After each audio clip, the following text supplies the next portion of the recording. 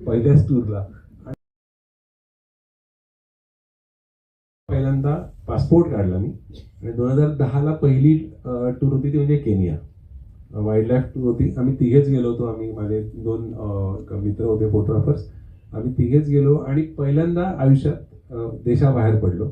आणि तो पहिलाच देश असा एवढा सुंदर निघाला आणि एवढा म्हणजे वेगळा होता, हटके होता की त्याच देशामध्ये सगळ्यात जास्त वेळा मी गेलो. 23 वेळा आतापर्यंत मी केनियामध्ये गेलोय.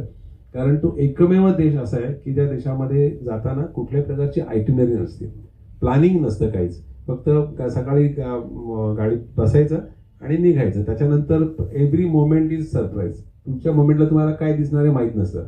बाकीच्या कोणत्याही टूरमध्ये असं नाही. प्रत्येक टूरमध्ये तुम्हाला काही ना काहीतरी माहिती असेल तुम्हाला की आजची दिवसभरामध्ये आपण हे बघणार आहोत. पण आपण केनियामध्ये ते माहीत नसतं आणि तीच त्या टूरची खरी मजा आहे. आणि त्यामुळे मी वाघाच्या मागे लागू नका. वाघापेक्षा खूप काही बघण्यासारखं असं सिंह जे काय असेल ते. म्हणजे नाहीतर इथं ताडोबा वाघ वाघ वाघ ते वाघाच्या मागे संपूर्ण दिवसभर जातो आणि बाकी आपण जंगलाकडे दुर्लक्ष करतो. पण जंगलामध्ये एवढं काही बघण्यासारखं आहे. त्यांनी आम्हाला सांगितलं की तुम्हाला कमीत कमी मी 100 पक्षी किंवा प्राणी दाखवतो, फक्त तुम्ही वाघ सिंहाच्या मागे लागू नका. आणि त्यांनी बरोबर 100 प्राणी आम्हाला दाखवले. त्यामुळे हे यांच्या ऑफबीट टूरची जी संकल्पना आहे त्याच्यामध्ये मोठं असं मला वाटतं. सर्वाधिक वेळा तुम्ही भेट दिलेले कुठल्या देशात जास्तीत जास्त म्हटलं केनियामध्ये. केनिया आणि टांझानिया दोन्ही देशांमध्ये मी सर्वात जास्त तुम्ही केनिया टांझानियामध्ये गेला. त्याच्या कारण तुम्हाला माहित असेल की आत्माराम परब स्वतः वाईल्ड लाईफ चांगले फोटोग्राफर आहेत. त्यामुळे त्यांच्या केनिया टांझानियाच्या टूरचं वैशिष्ट्य वाटतं ते त्याच्यामध्ये रहस्य ते असेल. त्याच्यामुळे जास्त आवडलं. कारण वाईल्ड लाईफ तो जो प्रकार आहे नेचरचा, खऱ्या अर्थाने आजही तसं काहीच बदल होत नाही. दरवर्षी तुम्ही कुठल्याही देशात गेलात, कुठल्याही वेगळ्या ठिकाणी गेलात तर तिथे तुम्हाला काही ना काहीतरी बदल दिसतो. तिथे कुठलाही बदल नसतो. ते झाड पण तसंच असतं किंवा ते जंगल तसंच असतं. प्राणी ओळखता येत नाही आपल्याला की उत्साह असतो की समजून घ्यायचा. त्यामुळे तो जर असेल ना तर आमचा उत्साह अजून वाढतो. मग तुम्हाला दाखवण्यासाठी काहीतरी समजून घेण्यासाठी तीच गोष्ट पुन्हा नव्याने जरी पाहिली, समजा नॉट ओनली वाईल्ड लाईफ, कुठलीही नवीन डेस्टिनेशन, तर त्याचा कंटाळा येण्याचं मुख्य कारण हेच आहे की आपण माणसं वेगळी असतात, त्यावेळेचं नेचर वेगळं असतं, त्यावेळेचा वेदर वेगळं असतं. त्यामुळे प्रत्येक सीझनमध्ये की निसर्ग सौंदर्याच्या बाबतीत ते सर्वोत्कृष्ट आहे. त्याच्या पुढे काहीच नाही. मला सगळ्यात जास्त आवडलेला देश म्हणजे नॉर्वे.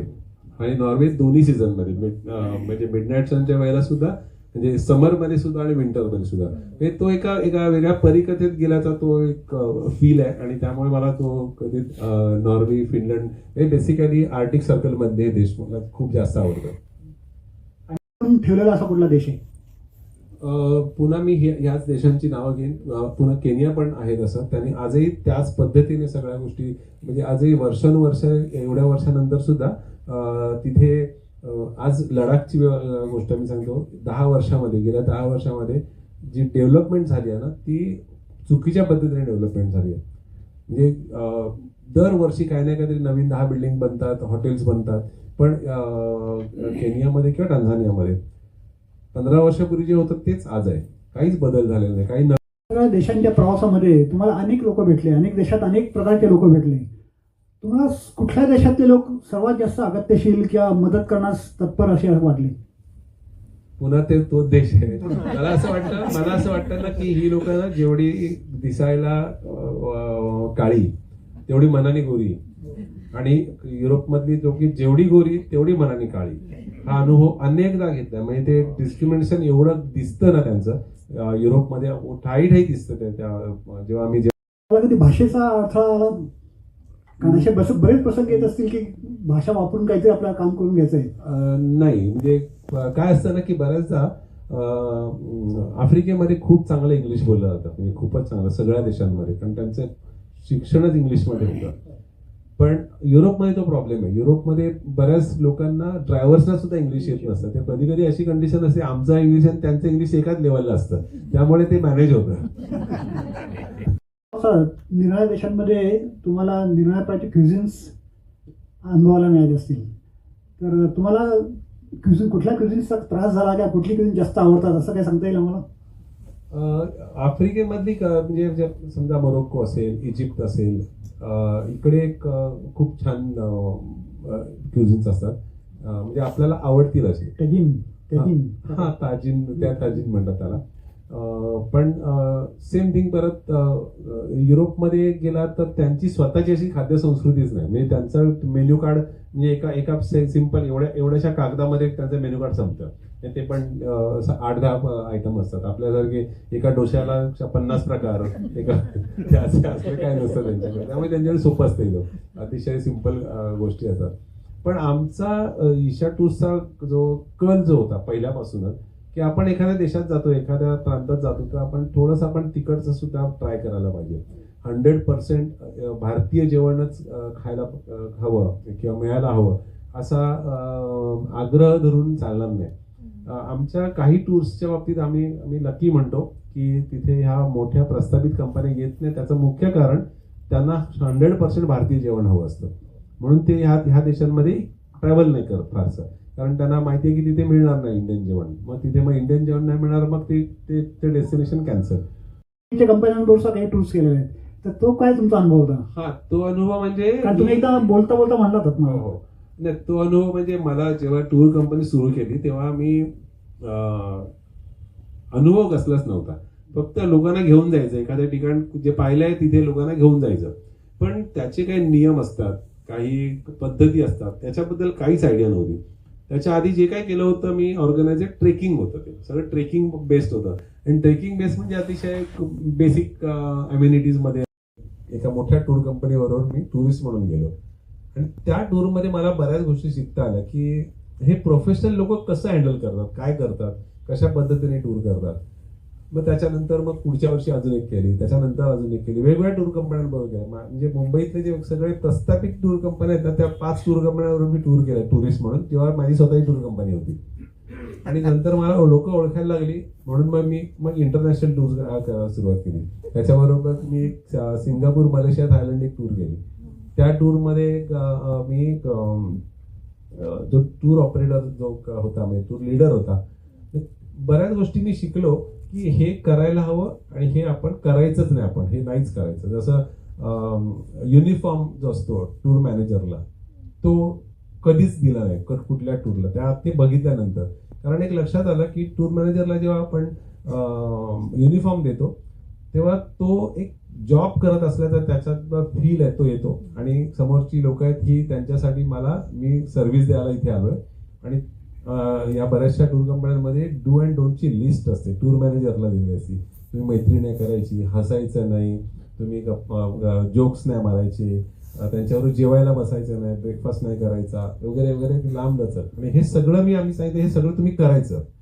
पण न्यूझीलंडच्या टूरमध्ये एका ठिकाणी खूप पाऊस पडत होता, सगळे लोक झोपले ते, आणि तुम्ही म्हणलात तुम्ही येता का माझ्याबरोबर. मग आम्ही तू होतीस, आम्ही तिघं चौघांना घेऊन तुम्ही गेलात. प्रचंड अंधार होता, काही दिसत नव्हतं.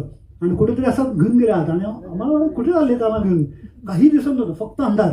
आणि नंतर थोडं पुढे गेल्यानंतर एकदम असे काजवे दिसायचे. तर त्यांनी तिथं काजव्याची जागा शोधून काढली ती आधी, न्यूझीलंडमधल्या कुठल्या ते एका गावात, फ्रँक जोसेफ. तर अशी यांची जी सवय आहे ती खूप इंटरेस्टिंग आहे. पण आमच्या सगळ्या टूर मॅनेजर्स हे आवर्जून करतात. जाऊन रेकी करायला लागते, त्याची तयारी करायला लागते. हे तुम्ही कसं करता, त्याच्यामध्ये तुमची काय प्रोसेस असते? रेकी हा प्रकार जो आहे खरं तर 1-2 लोकांचाच असतो. म्हणजे जनरली जे रेकी होते ते 2-3 लोक सोबत जातात एखाद्या टूर कंपनीमध्ये आणि ते जाऊन अभ्यास करतात, बघून येतात.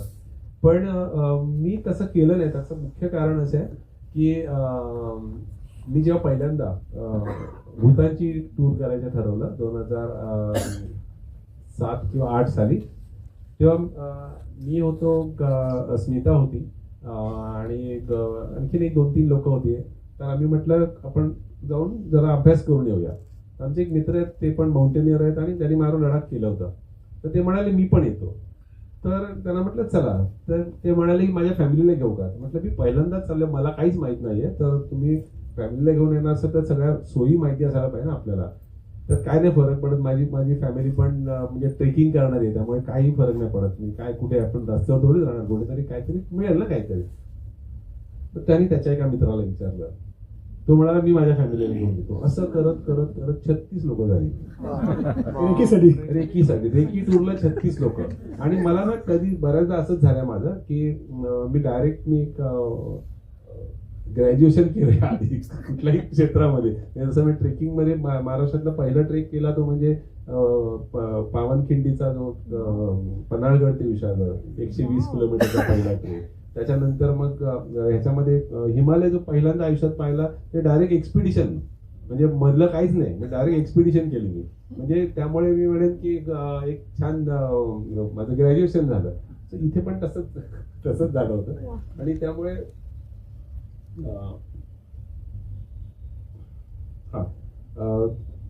त्या रेकीसाठी तर रेकीच्या ह्याच्यामध्ये ईशा तर पाणी यायला सांग.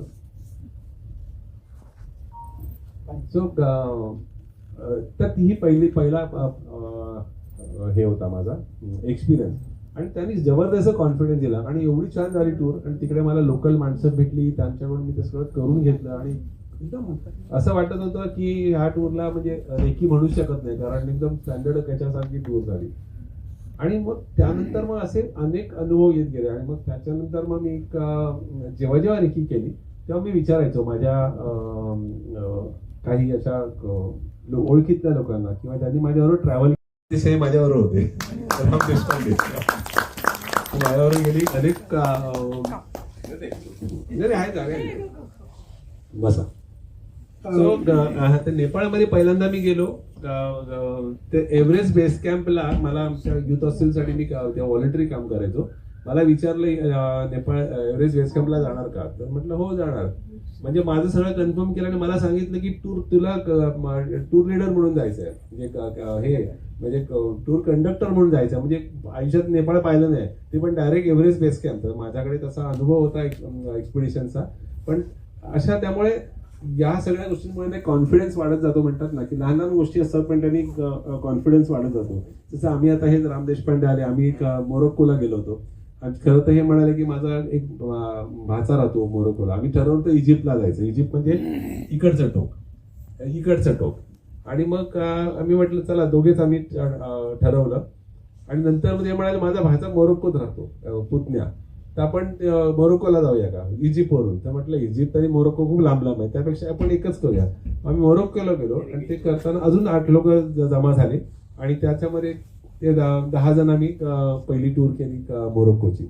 आणि ती एवढ्या ह्या ज्या सगळ्या टूर झाल्या ना, जेवढ्या रेकीच्या टूर त्याच्यामुळे जास्त छान झाल्या. कारण काय झालं की मला फर्स्ट हँड एक्सपिरियन्स मिळत होता. जेव्हा मी एकटा जातो किंवा आमच्या टीम मधले लोक जातात तेव्हा एका वेगळ्या अँगलने आम्ही त्या टूरकडे बघतो. पण जेव्हा पर्यटक म्हणून काही लोक बरोबर येतात ना, तेव्हा त्यांचे अँगल पण कळतात की कुठल्या एज ग्रुपला हे जमणार आहे, कोणाला हे आवडेल, हे नेचर असेल तर ह्या नेचरमध्ये कोणाला या गोष्टी आवडणार नाहीत किंवा कोणाला जमणार नाही, चालणं असेल चढणं असेल. सो हे जे एक्सपिरियन्सेस आहेत हे आम्हाला मिळतात. त्यामुळे नेक्स्ट टूर मध्ये त्याचा वापर करता येतो. याचा आम्ही एकटे अनुभव मला सांगता येईल. ही जसं आपण भूतान मी खरं तर भारतातलीच एक डेस्टिनेशन मानतो. पण भारताबाहेरची पहिली टूर जी होती ती व्हिएतनाम कंबोडिया. त्याचं पण असंच झालं. त्यांनी माझ्याबरोबर विजया चव्हाण ज्या युनिसेफसाठी काम करतात, तर त्यांनी मला विचारलं की व्हिएतनाम कंबोडियाची टूर आम्हाला करायची, तू करशील का. तर मी त्यांना म्हटलं की मी पाहिलेलं नाहीये. तर ते म्हणाले की काय नाही, काळजी करू नको, तू आम्हाला तुझ्यावर विश्वास आहे दादा, तू वेळ आहे 6 महिने, तू अभ्यास कर आणि आपण करूया. त्याच्यामध्ये आपल्या चित्रा पालेकर पण होत्या, बरीच मोठी मंडळी होती त्या ग्रुपमध्ये. आणि 14 लोकांचा ग्रुप होता. त्यांनी मला सांगितलं की जबाबदारी तुझ्यात दिली, आता ते तू बघा काय कसं करायचं ते. मग त्यानंतर मी कामाला लागलो, अभ्यास करायला लागलो. आणि मग बराच अभ्यास करून एक आयटिनरी बनवली, त्यांनाही दाखवली. आणि मग तिकडचे काही मी सप्लायर शोधले लोकल आणि एक टूर प्लॅन केली. आणि ती टूर एवढी सक्सेसफुल झाली. आणि त्या टूरने मला एक इंटरनॅशनल टूर करण्याचा एक जबरदस्त एक कॉन्फिडन्स दिला. कारण काय होतं ना की जेव्हा हे जर काही मोठे असतील, काही देश अशी असतील की केवळ एका दिवसात बघून, असे काही देश आहेत का की आता म्हणजे मला अजून बरेच देश करायचे आहेत. आणि आता हे 100 देश करताना मी मुद्दाम ठरवून काही भाग मी केला नाहीये. त्याच्यामध्ये 5 खंडांमध्ये मी गेलो आतापर्यंत. मुद्दाम काही देश ठेवले कारण ते एक अट्रॅक्शन शिल्लक राहायला पाहिजे ना. ते एकदा 100 झाल्यानंतर काय आता बस झालं, तर कंटाळा आला, असं कंटाळा आलं म्हणणार नाही मी, पण तरी सुद्धा असं वाटतं की आता काय झालं ना, आता काय राहिलं असं. तर असं नाही, अजून बरंच बाकी आहे. कारण अख्खा साऊथ अमेरिका बाकी आहे, अंटार्क्टिका बाकी आहे, कॅरेबियन आयलंड्स बाकी आहेत, अनेक ठिकाणं बाकी आहेत. म्हणजे एवढा लहान देश. किंवा मग हा, अँडोराला पण गेलो. अँडोरा आहे, लक्झमबर्ग आहे, मोनॅको आहे. मोनॅको तर मग एका नजरेत दिसतो तुम्हाला, ह्या टोकापासून त्या टोकापर्यंत. किंवा जिब्राल्टर पण एका त्या जिब्राल्टर, रॉक ऑफ जिब्राल्टरवर गेला तर तुम्हाला एका नजरेमध्ये अख्खा देश दिसतो. सो म्हणजे आहेत छोटेसे देश, पण खूप इंटरेस्टिंग वाटतं की खरं तर लिंचेस्टाईन काही जगातल्या काही महत्वाच्या श्रीमंत देशांपैकी एक एवढासा देश आहे, पण हा जगातले सगळ्या 2 नंबरचा पैसा त्यांच्या बँकांमध्ये आहे. आता मी काही कारण बरेचसे देश असे कॉमन आहेत, युरोपमध्ये गेल्यानंतर कॉमन वाटतं, पण अद्भुत असं काय वाटलं तुम्हाला, कुठल्या देशात वाटतं? जसं आपण नॉर्वेमध्ये गेल्यानंतर किंवा कुठल्याही आर्टिक सर्कलमध्ये गेल्यानंतर मग नॉर्दर्न लाईट्स आणि मिडनाईट सनचा तुमचा एक नॅचरल फिनॉमिना जो युनिक आहे, जो तुम्हाला बघायला मिळत नाही. किंवा केनिया टांझानियामधलं वाईल्ड लाईफ म्हणजे खूप मोठ्या स्केलवरती, म्हणजे हजारोंच्या संख्येने आपण जर प्राणी बघायचे असतील तर हे 2 देशांपेक्षा पर्याय नाही आहे. त्याच्यानंतर मग व्हिएतनाम मधलं लँटन टाउन, म्हणजे मला काही देश त्यासाठी वेगळे आवडले. हॅलॉंग बेचं तुम्ही आता तुम्ही जाऊन आलात, हॅलॉंग बे मधला तो जो एक ओव्हरनाईट एक्सपिरियन्स असतो तो खूप सुंदर असतो. इजिप्तमध्ये लोक गेल्यानंतर इजिप्तमध्ये लोकांना इंटरेस्ट असतो पिरॅमिडमध्ये, पण मला इजिप्त जास्त भावलं ते व्हाईट डेझर्टसाठी. व्हाईट डेझर्ट खूप सुंदर आहे, म्हणजे ते कुठलंच टूर ऑपरेटर करत नाही, मला कळत नाही ते का कोणी ऍड करत नाही, मला माहित नाही, पण ते व्हाईट डेझर्ट फारच सुंदर आहे. वरतून एक कॅरेबिनर लावतात आणि कॅरेबिनर लावून आत खाली त्या लिफ्टने खाली घेऊन जातात आणि आतमध्ये फिरता येतं. खूपच युनिक आहे. आता तो जिवंत नाही ऑब्व्हियसली, पण एकमेव जगातली ती ठिकाण आहे जिथे तुम्हाला अशा प्रकारे खाली उतरता येतं. त्याच्यानंतर आईसलँडमध्येच असलेलं अजून एक युनिक गोष्ट ती म्हणजे ग्लेशियर आहे. त्या ग्लेशियरच्या पोटामध्ये गुहा आहे. Into the glacier. तो एक खूप ग्रेट एक्सपिरियन्स आहे. तो ऍक्च्युली त्या ग्लेशियरवरती आपण खालून वर जातो ना, ती जी गाडी असते ती साधारण ह्या आकाराची चाकं असतात, म्हणजे साधारण 10 ते 12 फुटाची चाकं असतात आणि ह्यूज आकाराची गाडी, त्याच्यावर आपण जाऊन बसतो आणि ती साधारण एक 20 मिनिटाचा एक प्रवास करतो आपण ग्लेशियरवर आणि त्यानंतर आपण ग्लेशियरच्या पोटामध्ये आतमध्ये फेरफटका मारून येतो. तर अशी अनेक जगातली अशी उदाहरणं आहेत जी आपण बघता येतील आणि ती मला आवडली. म्हणजे आता लाओसमध्ये आल्ज गिविंग सेरेमनी असतो, तो एक खूप युनिक सेरेमनी. जवळ 450 वर्षापासून तिथले बौद्ध भिक्षू सकाळी 5:30 ते 6:30 या वेळामध्ये भिक्षा मागतात आणि ती भिक्षा देण्यासाठी हजारोंच्या संख्येने लोक बसलेली असतात. तर तो एक वेगळा प्रकार मी आतापर्यंत पाहिलाय. म्यानमारमध्ये पायाने रोईंग करतात, हाताने नाही करत, पायाने करतात. त्याचं कारण काय, इंले लेकमध्ये जेव्हा ते रोईंग करतात त्यावेळेला हाताचा वापर हा फिशिंगसाठी केला जातो आणि त्यामुळे तो एक पाय रोईंगसाठी वापरला जातो. तर तिथे त्याच्यामध्ये लॉंग नेकच्या त्या बायका पूर्वी ती आता अगदीच 1-2 देशांमध्ये जे आता शिल्लक राहिले ते त्यातलं एक म्यानमारमध्ये बघायला मिळतं आपल्याला. खूप मोठ्या माना असतात त्याला, त्या रिंग असतात त्यांच्या. तशा खूप गोष्टी आहेत की ज्या आपण पर्यटनाच्या माध्यमातून आपण बघू शकतो. उगाचच कारण नसताना हाईक केलेला आहे तो. फक्त 10-15 दिवसाचा सीझन असतो. तुमचं नशीब जर वाईट असेल तर तुम्हाला काहीच दिसत नाही. 2013 मध्ये पहिल्यांदा आम्ही रेकी टूरला चाललो होतो. मी, स्मिता, आमचा एक मित्र एक आनंद म्हणून, आणखी अजून एक आमचा नॉर्वेचा मित्र, तेव्हा नॉर्वेत होता तो, सुनील, असे 4 जण होतो आणि आम्ही वाया इस्तांबूल चाललो होतो. इस्तांबूलच्या एअरपोर्टला उतरताना मी तेव्हा कार्गो पॅन्ट्स रेग्युलर वापरायचो. मी काहीतरी म्हटलं आपला पासपोर्ट काढून ठेवूया, आता उतरणार ना, तर पासपोर्ट हात लावला तर मला हाताला लागेल.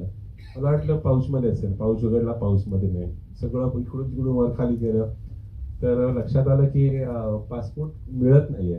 माझी बॅग पण काढली. मला माहिती बॅग मी ठेवलेलंच नाही, कारण माझी नेहमीची पद्धत होती आयदर पाऊचमध्ये किंवा एका पॅन्टच्या त्या खिशात ठेवायचा.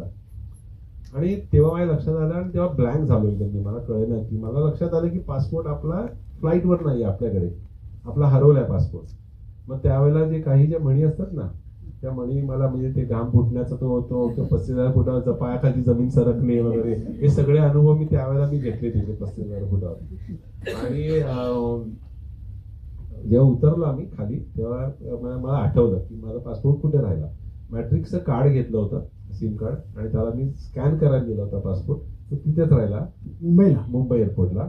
आणि ते त्यावेळेला पासपोर्ट बघत नव्हते, फक्त बोर्डिंग पास बघत होते. त्यामुळे बोर्डिंग पास बघत असल्यामुळे काही बोर्डिंग पासवर सोडला आतमध्ये. आणि लक्षात तिथे गेल्यावर आलं. आणि ती खरं तर ती मोठी स्टोरी आहे ती, मी अगदी शॉर्ट करून सांगतो. आणि 24 तास मी एअरपोर्टवर होतो त्या. आणि मला जेव्हा सांगितलं गेलं की माझ्याबरोबर हे 3 जण होते, त्यांचे पासपोर्ट होते, त्यांना आम्ही तो असा इंडियन जुगाड करायचा प्रयत्न केला की आपण तिथे जायचं आणि सांगायचं की ह्यांना एकदम पुढे जातो मी. आणि त्यांना म्हटलं माझा पासपोर्ट सगळ्यात शेवटी मी होतो, माझा पासपोर्ट विचारला.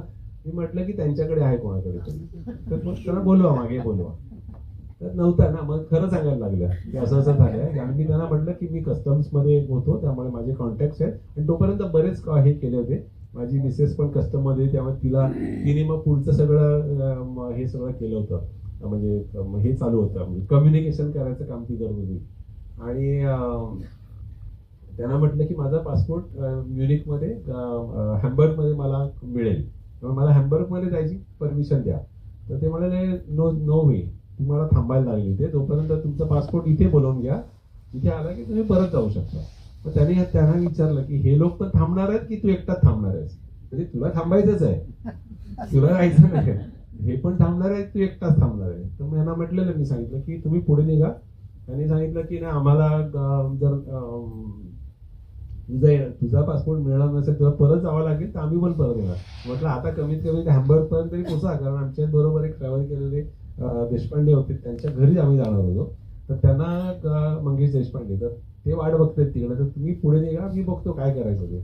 आणि सगळं झाल्यानंतर परत आलो. मग मला कन्फर्म झालं की माझा पासपोर्ट नाही मिळणार आहे. मग मला त्यांनी डिपोर्ट करण्याचा जो काय प्रोसेस असते, अख्खी प्रोसेस सगळी केली त्यांनी. आणि मला त्यांनी बोर्डिंग पास दिला, मला इंडियन परत यायचा. ओके. आणि त्याच्यानंतर मला परत मी मिसेसला फोन केला, तेव्हा तिने सांगितलं पासपोर्ट मिळाला म्हणून. ओके, तो त्या याच्यामध्ये मिळाला. मी त्यांच्याकडे परत गेलो, त्यांना म्हटलं की असा असा प्रॉब्लेम, मला पासपोर्ट मिळाला आहे, सो प्लीज मला अलाव करा, आणि मी व्यवस्था करतो की उद्याच्या ह्याच फ्लाईटला हा पासपोर्ट पोहोचेल आणि तुमच्याकडे इथे आपल्याकडे येईल. त्याची व्यवस्था मी करतो, कारण ते कस्टम्स आणि इमिग्रेशनचे कॉन्टॅक्ट असल्यामुळे ते पॉसिबल होतं मला. मग सगळे पुन्हा त्यांनी, मग ते बिचारे ते चांगले होते लोक, म्हणजे त्याला इंग्लिश कळत नव्हतं फार. मी अक्षरशः 10 मिनिटं त्यांच्याशी बोलल्यानंतर, सगळं झाल्यानंतर मला विचारायचे व्हेर इज युअर पासपोर्ट. मी हेच तुला सांगितलं ना आता, मला काय कळलंच नव्हतं. आता कित्येक वेळा मी जो त्यांचा जो पॉईंट होता ना, जिथे त्या ऑफिसमध्ये जायचं आणि खाली, तो त्याच्यामध्ये हे होतं, सिक्युरिटी होतं. मी त्या दिवशी 13 वेळा मी सिक्युरिटी केली एका दिवसात, आणि प्रत्येक ठिकाणी मला ओळखायला लागली लोक. मग मी काय करायचो, मग मी ठरवून ह्याच्याकडे जायचो, त्याच्याकडे जायचो, पण प्रत्येक वेळा मग ते विचारायचे ना की काय झालं म्हणून. आणि मग एकच माणूस सारखा काय येतोय. आणि बरं, माझ्या पाठीवरती 13 किलोची माझी कॅमेरा बॅग, त्याच्यामध्ये 2 कॅमेरे, त्याच्या सगळ्याचं सेट, त्यामुळे एवढं ओझं घेऊन हे रोज वर खाली होतं. आणि मग शेवटी मला रात्री मला कळलं की आपल्याला एअरपोर्टवर राहायचं. पण एक गोष्ट कळली, माझा पासपोर्ट उद्या येणार, पण ती रात्र काढायची होती ना. रात्र कशी काढणार एअरपोर्टवर? त्या एअरपोर्टवरती, आधीचं एअरपोर्ट 2013चं, बसायला पण जागा नसायची त्या एअरपोर्टला, एवढी गर्दी. आणि काही लोक देवासारखे येतात म्हणतात, तसंच झालं. आणि मला त्यांच्यातलाच एक माणूस मला येऊन म्हणाला की तुला माझ्याबरोबर ये. त्यांच्या ऑफिसमध्येच होतो मी, त्या ऑफिसच्या समोर. आणि ते माझं ते प्रोसिजर सगळं कॅन्सल केलं.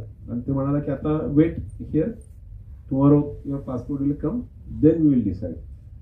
मग आता इथेच राहायचं ना, मग राहायचं कुठे? मग काय, तो मागोमाग माझ्या आला आणि पिशवी घेऊन आला. त्या पिशवीमध्ये 2 मोठे सँडविच होते, एक कोकची होती, एक पाण्याची बॉटल होती, एक स्वीट आयटम होता. आणि ते माझ्या हातात दिला, म्हणा दिस इज फॉर यू म्हणाला. आणि त्याच्यानंतर मग मला फॉलो मी, आणि मग त्याच्याबरोबर गेलो. एका ठिकाणी एक असे बंक बेडवाली एक हे होते, जे लॉंग वाले जे फ्लाईट असतात ना, त्यांना आराम करण्यासाठी जागा असते ती. तर त्याच्यामध्ये मला त्यांनी माझी सोय केली. आणि तिथे गेल्या मला पहिलं काय दिसलं, तर कॉफी वेंडिंग मशीन, आणि फ्री होती ती. म्हटलं अरे आपलं काम झालं.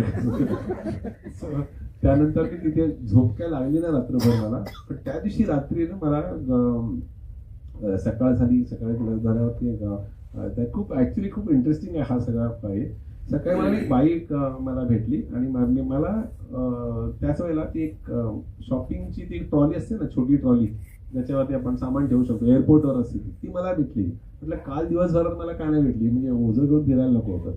ती मी त्याच्यात माझी बॅग टाकली आणि ढकलत चाललो होतो. एक जर्मन बाई आली आणि मला विचारलं की मला ही ट्रॉली तुझी देऊ शकतो का. तर का त्या मुलाला ठेवायचं होतं, त्या लहान मुलं होतं. आणि तर मी तिला म्हटलं अरे म्हटलं 5 मिनिटं तरी आनंद घेऊ दे याचा. तर मी शेवटी तिला दिली, माझी बॅग उचलली आणि तिथे बसायला जागा नव्हती, एका कोपऱ्यात साईडला बसलो होतो.